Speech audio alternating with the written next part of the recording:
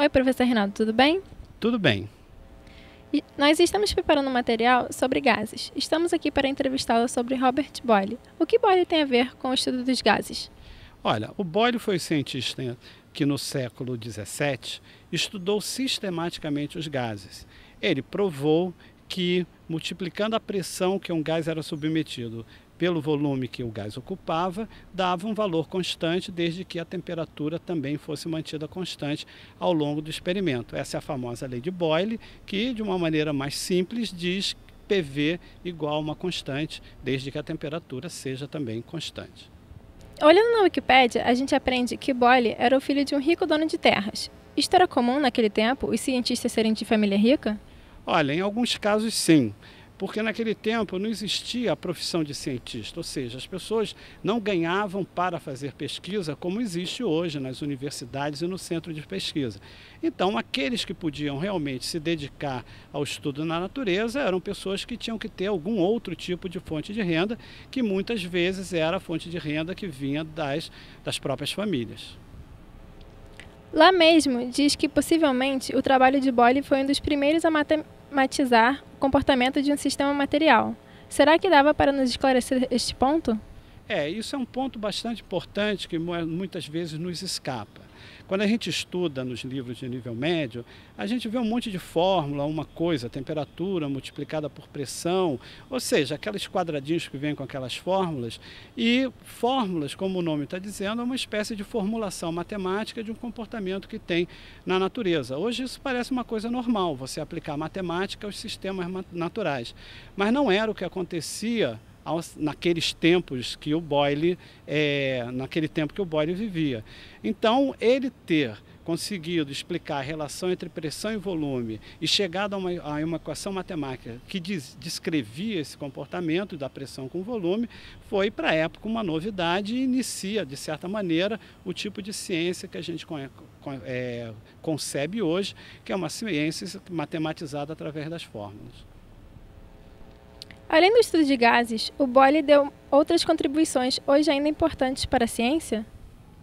Olha, o Boyle, acho que a principal contribuição dele, pelo menos do ponto de vista da química, foi que ele transformou a química, ou ajudou a transformar a química, numa ciência baseada nos experimentos.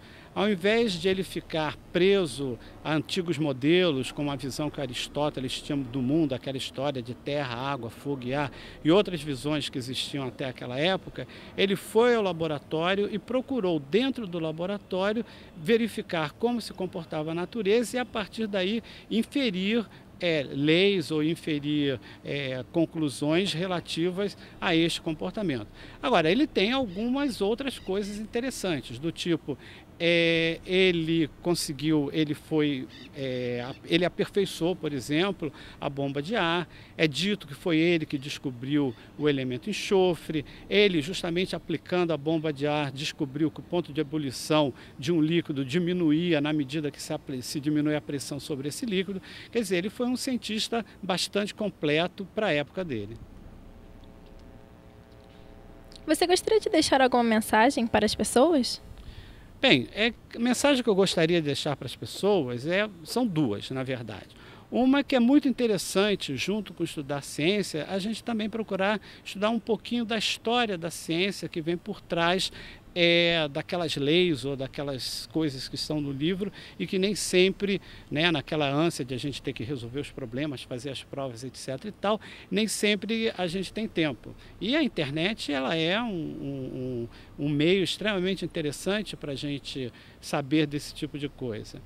A outra é que a gente deve sempre procurar entender, quando já que a gente conversou aqui sobre fórmulas, etc. e tal, e a gente sabe que o ensino é muito focado nessa coisa de aplicação de fórmulas, é sempre a gente procurar entender o que está por trás dessas fórmulas. Por exemplo, a gente consegue entender a lei de Boyle se a gente pensar que os gases são formados por átomos, moléculas, que esses átomos e moléculas, eles bombardeiam, digamos assim, a parede dos recipientes aonde eles estão contidos e diminuindo diminuindo o volume, a frequência desses choques aumenta e aí a pressão aumenta também. Quer dizer, é possível a gente conceber um modelo, ter uma ideia, conceber algum, em suma, até usar mesmo a imaginação para a gente entender aquilo que a gente está fazendo. Obrigada, professor. Olha, de nada, e tomara que a sua pesquisa, que dê tudo certo na sua pesquisa e que você consiga ter uma boa avaliação naquilo que você está fazendo. Tá legal?